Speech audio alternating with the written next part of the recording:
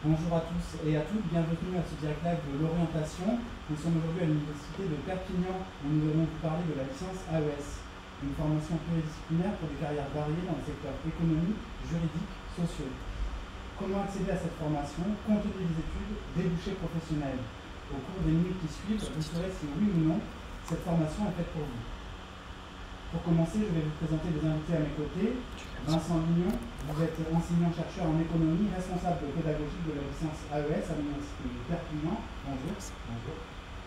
Cynthia Roche, vous êtes enseignante d'économie-gestion, directrice des études de la licence AES à l'Université de Perpignan. Bonjour. Bonjour. Ilham, vous êtes étudiante en licence 3 d'AES à l'Université de Perpignan. Bonjour. Bonjour. Et enfin, Kaina, vous êtes étudiante également en licence 3 d'AES. Bonjour. Bonjour. Bienvenue à tous les quatre, merci d'avoir accepté notre invitation. Pour rendre ce moment plus interactif, je précise qu'il est possible à tout moment pour les personnes qui nous suivent de poser vos questions via le chat. Alors nous les relayerons au cours de ce direct live. Sans plus tarder, je me tourne vers vous, Cynthia et Vincent. AES, en quelques mots, ça veut dire quoi? Concrètement, qu'est-ce qu'on étudie en licence d'AES? Alors la licence AES, donc Administration économique et sociale, c'est une licence pluridisciplinaire qui vise à former des étudiantes et des étudiants polyvalents avec des compétences solides en économie, en droit, en gestion et plus généralement en sciences sociales.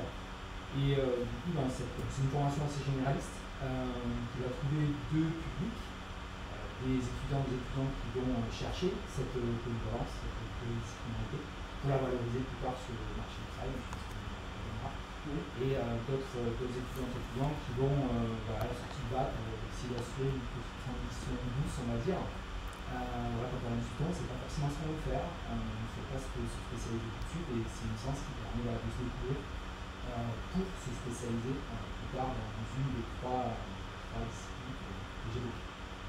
Merci pour ce troisième élément, on aura l'occasion d'y revenir. Alors, comment on accède à cette formation? En quelques mots également, comment on accède à cette formation? Quelles sont les prochaines échéances pour s'inscrire? La prochaine, c'est le 13 mars, c'est bien ça?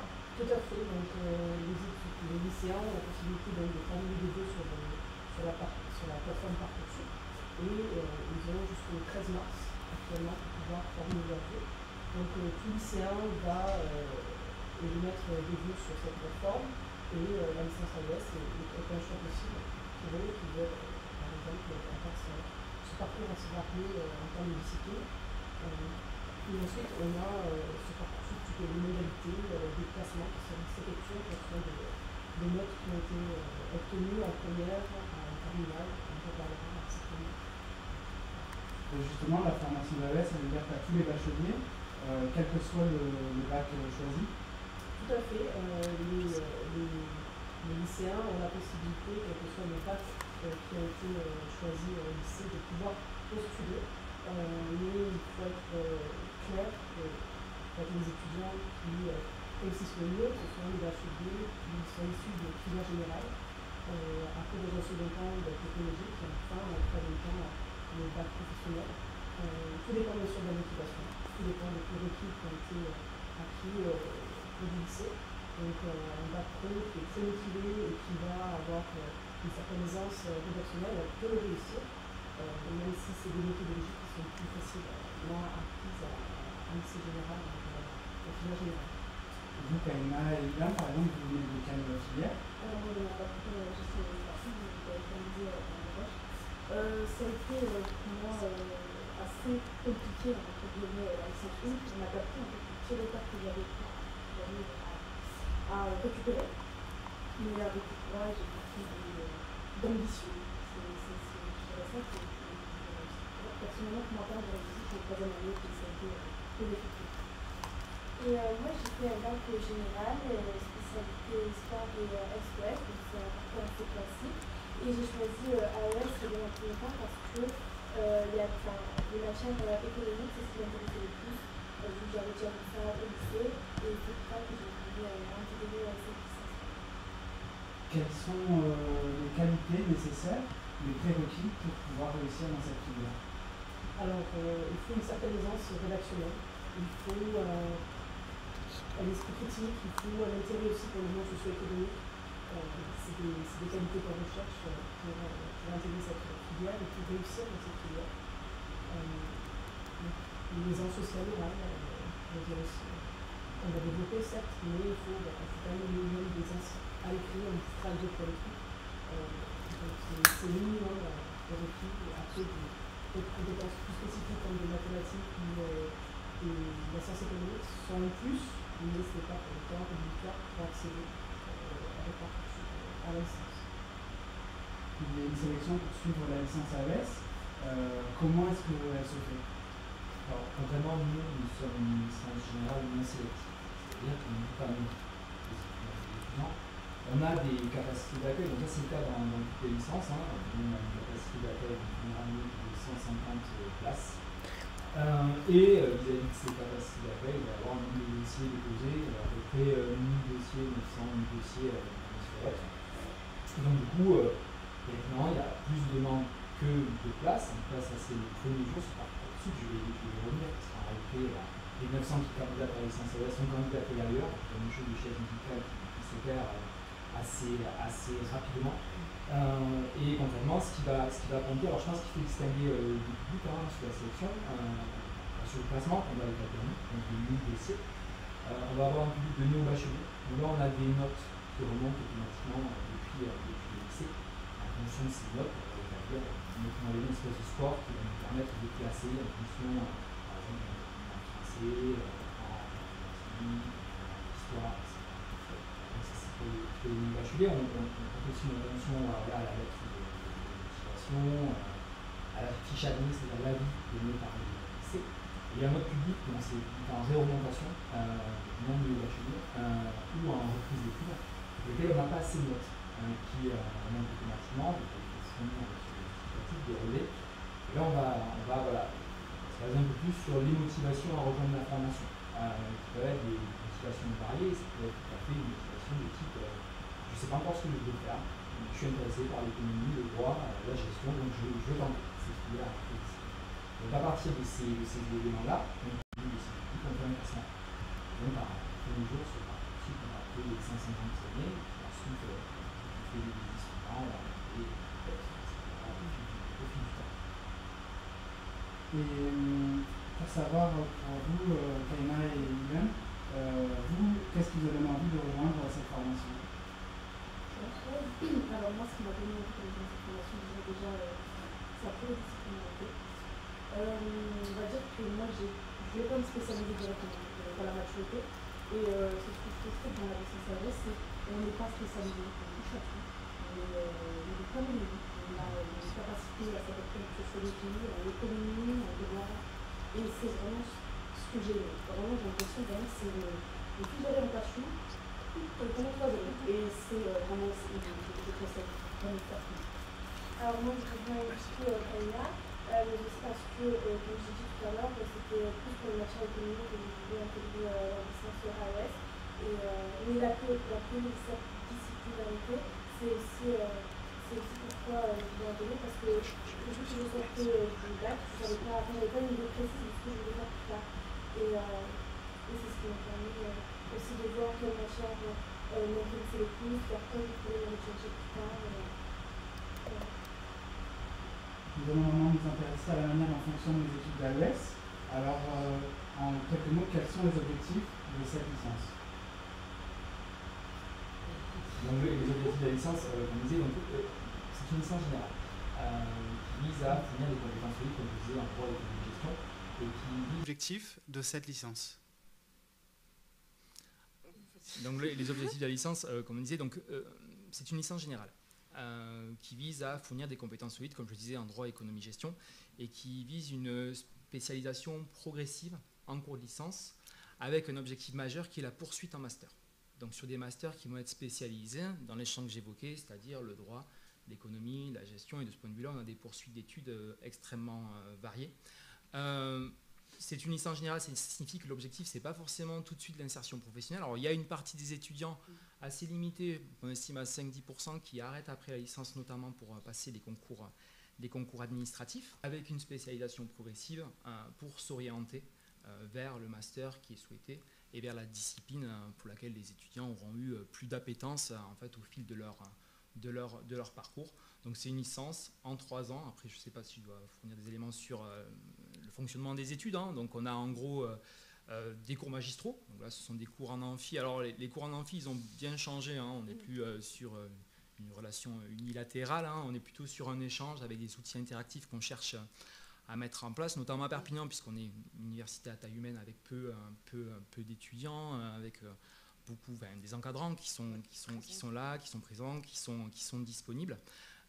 Et ensuite, il y a la partie travaux dirigés, où là, on va vraiment regarder en détail, mettre en pratique ce qu'on a appris en cours magistraux, avec un volume horaire sur la semaine qui est d'à peu près une grosse vingtaine d'heures, à laquelle on doit rajouter du travail personnel.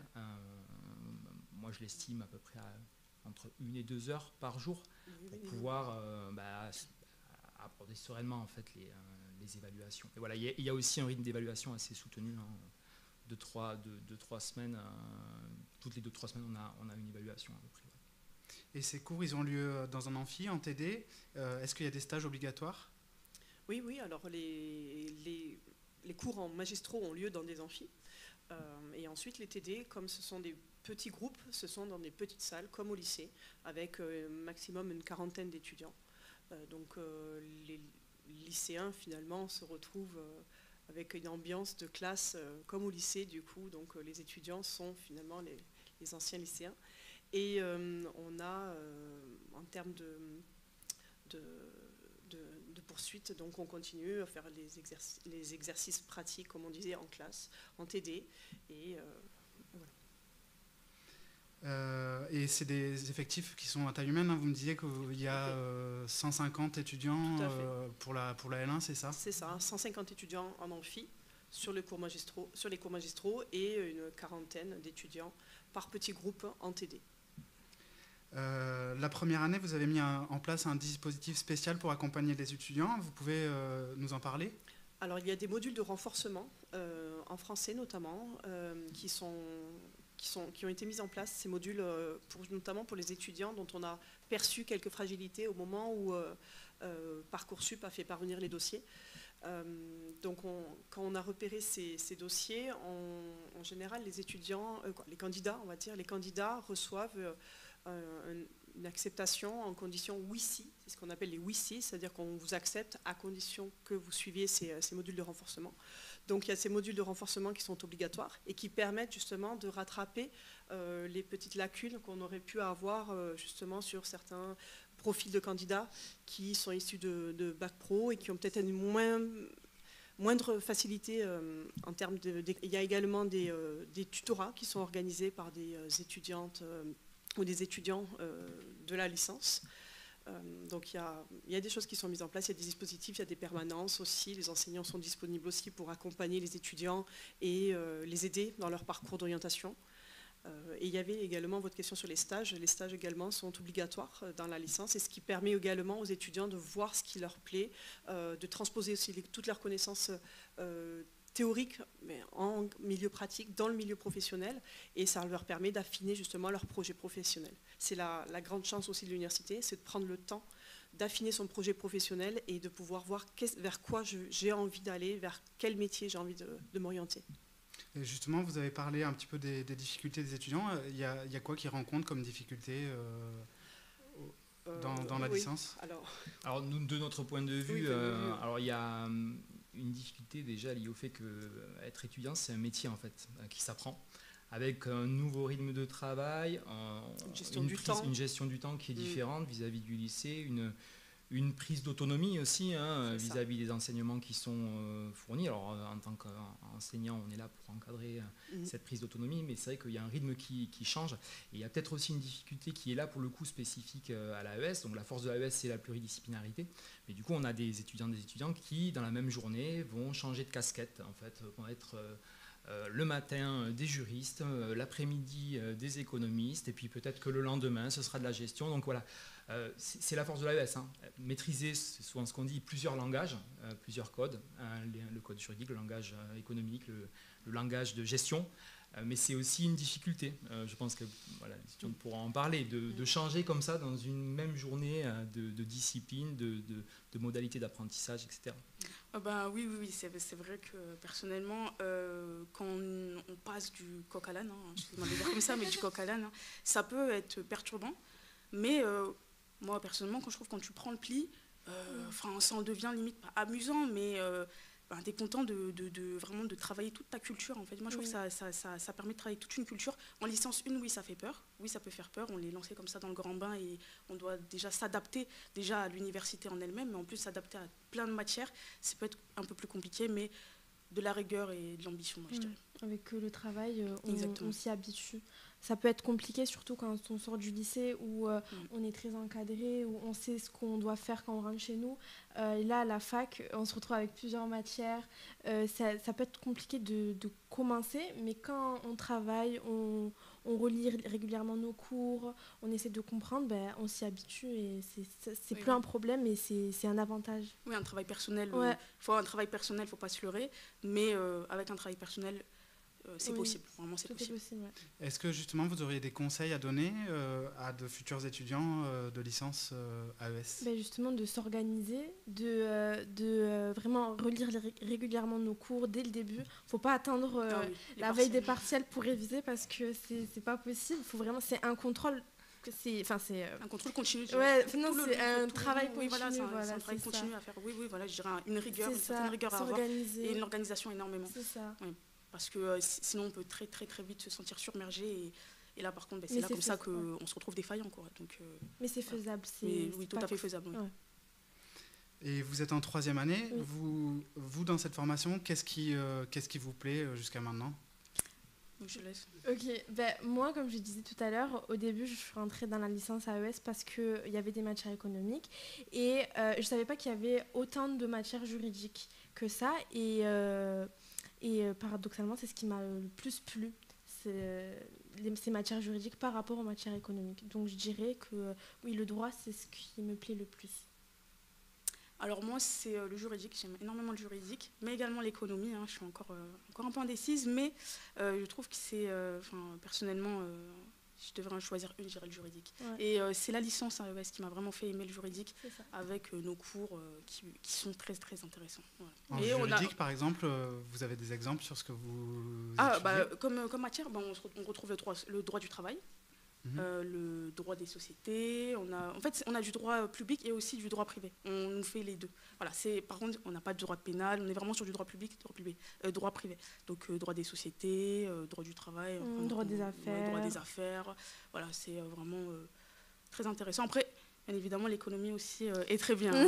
C'est très, très bien. C'est justement ça, en fait, l'intérêt de la licence, c'est de permettre, à un moment donné, de découvrir la discipline vers laquelle on a le plus d'appétence. Et c'est vrai que en l'occurrence des étudiantes plutôt juristes, et on va retrouver, et tant mieux, et on va retrouver aussi des étudiantes et des étudiants qui vont plutôt être orientés vers... Et si on prend un dernier cours, si on creuse encore un peu, est-ce que vous pouvez nous parler par exemple d'un dernier cours que vous avez eu récemment qui vous a bien intéressé? Récemment, je dirais le cours de Monsieur Lignon. L'assurance que j'ai bien aimé. Vraiment, moi je trouve que c'est super intéressant de savoir nos droits. Et sur l'assurance, je dirais le cours des assurances m'a fait de l'œil, j'ai beaucoup aimé. Ouais. Et pourtant, c'était pas la matière que j'avais choisie. Et pour le coup, ça a été bénéfique pour moi. Et moi, je dirais que c'est le droit du travail. C'est quelque chose qui est intéressant et on est tous concernés par le monde du travail et connaître nos droits, qu'est-ce qu'on pourrait bénéficier, etc. C'est quelque chose qui est très important aussi. Je dirais droit du travail. Très bien. Et en dehors des cours, est-ce que vous pouvez nous parler un petit peu de la vie sur le campus?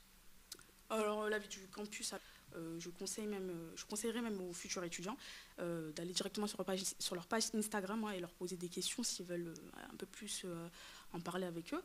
Après, on a toutes sortes de sorties. On a donc l'éloquence, qui est ouvert au droit, mais également à AES. J'ai été en demi-finale, donc vraiment, je le conseille, c'est une expérience à faire. Mais également, on a des sorties, donc ça, c'est vraiment la vie étudiante en gros.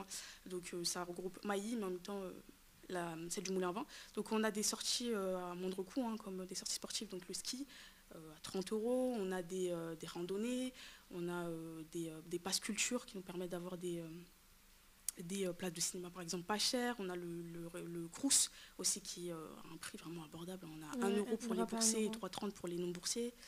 Et on a également au Campus Mailly des débats juridiques qui sont super intéressants, des after-work. Vraiment, c'est un suivi continuel. Et également, on a des soirées étudiantes, ne vous inquiétez pas. Et nous allons maintenant nous intéresser aux débouchés professionnels après une licence AES. Alors, quels sont les débouchés professionnels après une licence AES? Vous l'avez évoqué. Hein. Est-ce que c'est plutôt une étape avant de suivre une autre formation ou est-ce qu'on peut travailler directement après cette licence? Alors, comme on disait tout à l'heure, après une licence, on va dire qu'une grosse majorité continue à postuler dans un master, soit un master économie, management, et certains vont du coup s'orienter, la plupart vont s'orienter vers les ressources humaines, et on a d'autres étudiants qui vont s'orienter vers des masters de droit, donc le droit public ou le droit privé, pour être juriste d'affaires, pour travailler dans des administrations publiques, et justement pour rebondir sur les événements anciens étudiants qui viennent aussi parler de leur métier et qui sont maintenant dans le milieu professionnel, donc ça permet aussi aux étudiants de pouvoir se projeter et voir un peu quelle est la réalité du métier.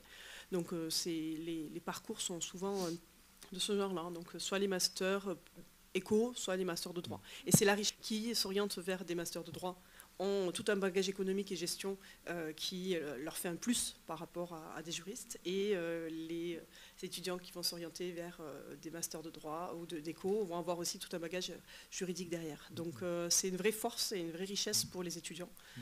Voilà. Après, bien sûr, on a encore des étudiants qui vont passer des concours, comme on disait, après la licence, mais c'est une plus petite proportion. Donc il y a des parcours assez variés. Tout à fait, très variés. Hein, entre le juriste d'affaires, quelqu'un qui va travailler dans une mairie, dans une collectivité, un étudiant qui va arriver au ministre des Finances, et voilà, quelqu'un qui va gérer des projets pour la ville de Saint-Denis.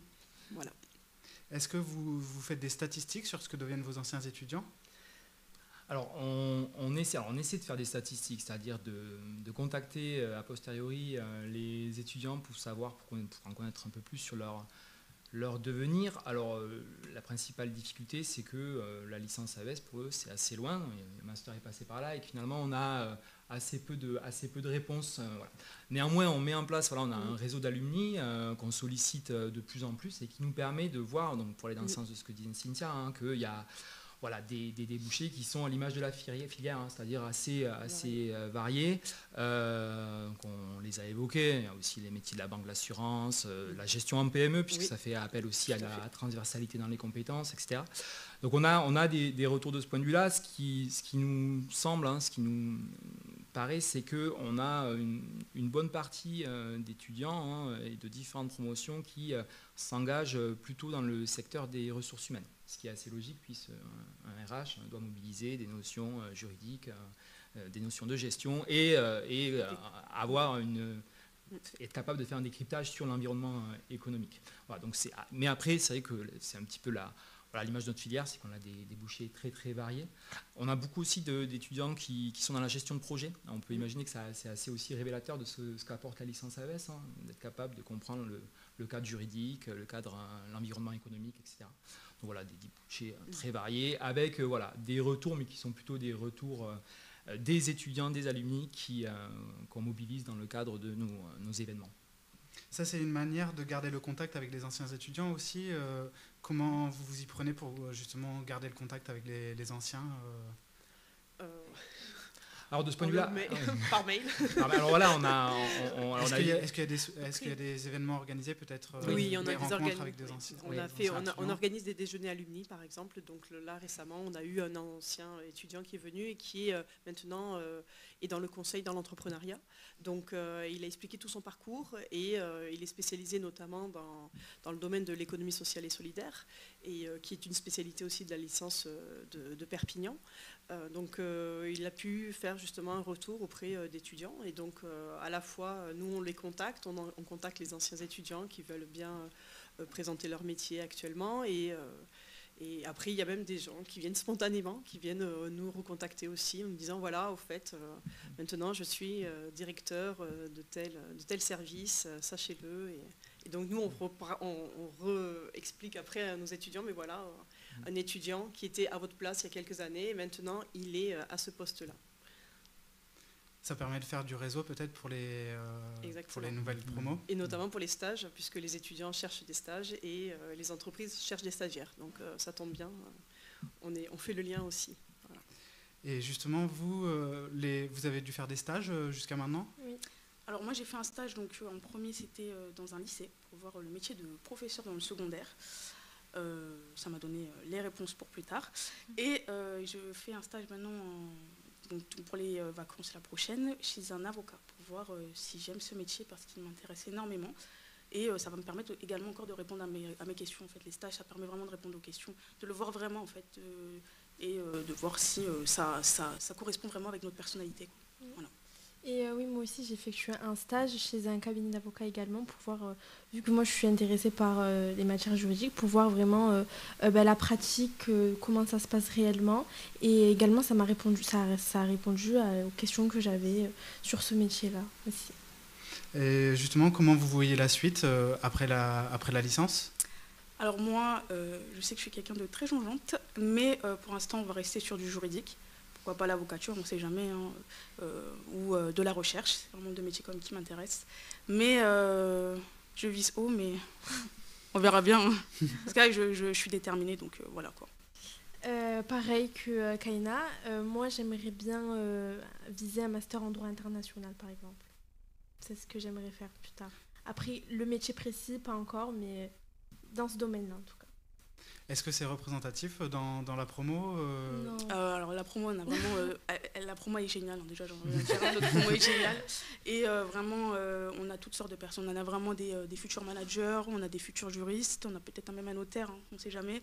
On a des économistes, c'est ça qui est vraiment bien, je trouve, avec la licence AES, parce qu'en plus quand tu leur parles aux étudiants, eux-mêmes te donnent des idées. Ouais. Et je trouve qu'en fait cet échange nous permet vraiment en fait, de vraiment nous illuminer et savoir vraiment ce qu'on veut vraiment faire. Et c'est ça qui est bien avec la licence AES. C'est l'avantage d'avoir une licence pluridisciplinaire, c'est qu'on n'est pas fermé à une catégorie de métier, d'avenir en soi.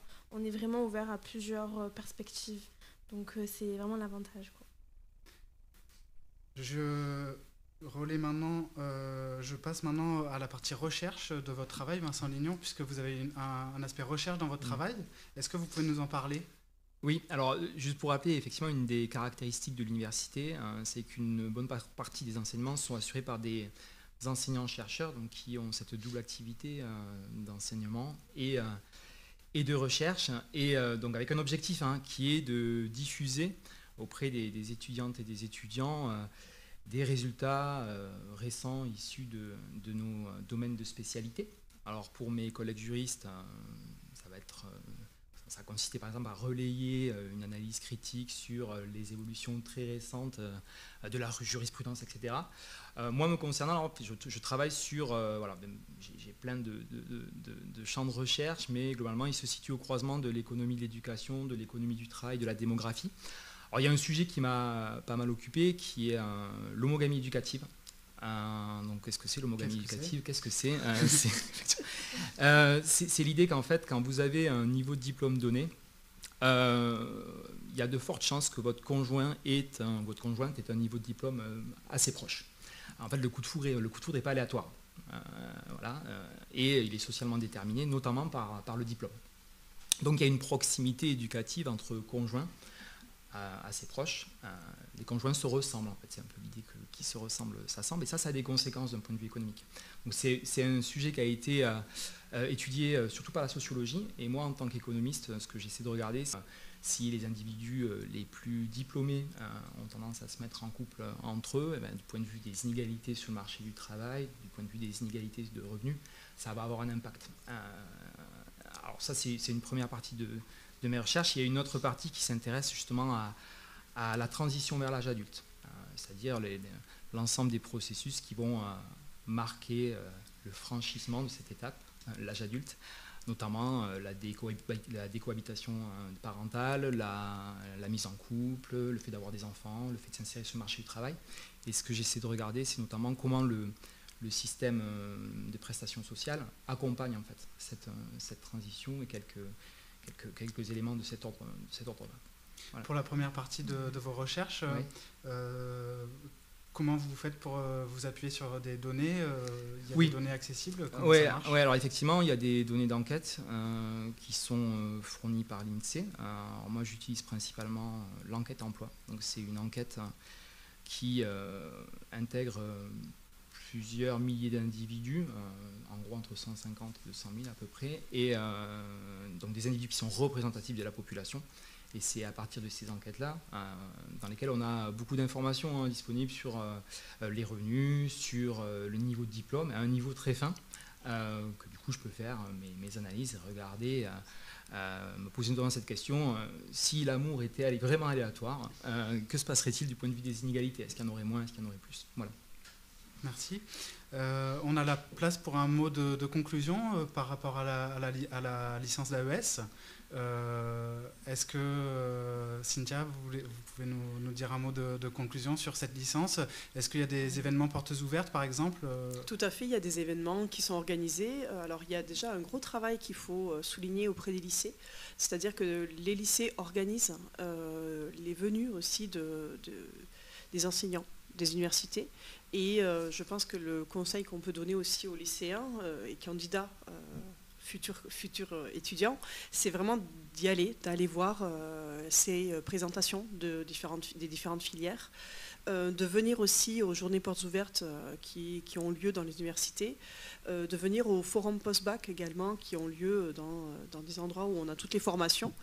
Ça, il ne faut pas le rater. Je pense que c'est le conseil qu'on donne aux étudiants, c'est vraiment toujours d'être curieux, aux lycéens, d'être curieux, de regarder les sites internet, de regarder les maquettes, quelle matière on a à l'intérieur de chaque plaquette. Il ne faut pas oublier que les licences peuvent être variées entre aussi les universités. À Perpignan, on a une spécialité, ça va être l'économie sociale et solidaire en 3e année, mais ça peut être différentes spécialités dans d'autres universités, donc c'est important de bien regarder quelles sont les différentes matières. Voilà, soyez curieux, surtout, ça c'est le plus important. Et également, voilà, allez chercher les informations. Prenez le temps de bien lire, de bien rechercher toutes ces informations-là. Et justement, vous disiez il y a des spécificités pour la licence d'AES à l'université de Perpignan. Vous pouvez nous en dire un mot? Oui, alors globalement, les licences AES sont toujours basées sur cet aspect pluridisciplinaire. Donc il y a toujours effectivement de l'économie, de la gestion, du droit. Et ensuite, il peut y avoir des petites colorations qui varient d'une licence à l'autre. Et c'est vrai qu'à l'université de Perpignan, du fait notamment du laboratoire de recherche qui est adossé à en tout cas qui encadre cette licence, on va avoir une coloration du côté économique sur effectivement l'économie sociale et solidaire, les politiques sociales, l'économie aussi du travail, et côté juridique, on va avoir également des éléments du côté du droit des affaires, etc. Voilà, ce qui va varier par rapport à d'autres licences qui vont toujours invoquer les mêmes disciplines, mais avec pareil des colorations qui peuvent varier. Un mot pour compléter, Kaina et Ilham, pour les étudiants, les futurs étudiants qui nous regardent. Donc moi, si j'aurais un conseil aux futurs étudiants, vraiment, c'est de ne pas avoir peur. Vraiment, n'ayez pas peur, accrochez-vous. C'est pas, vous pouvez rattraper, ce n'est rien. En fait, moi j'ai envie de leur dire qu'en fait, même si vous allez au rattrapage, rien n'est perdu. Moi, c'est vraiment ne pas baisser les bras. Vraiment, vous allez aimer vos études et foncez. Et n'ayez pas peur. Et même pour les peut-être bac pro, n'ayez pas peur. Ouais, voilà, tout est possible. Il ne faut pas se décourager. Il faut se donner les moyens aussi. Et c'est vraiment le plus important. C'est maintenant la fin de ce direct live. Merci à tous les 4 pour votre participation. Merci à vous. Merci à vous. Et merci à vous de nous avoir suivis. Et bonne chance dans la poursuite de vos études supérieures. Merci.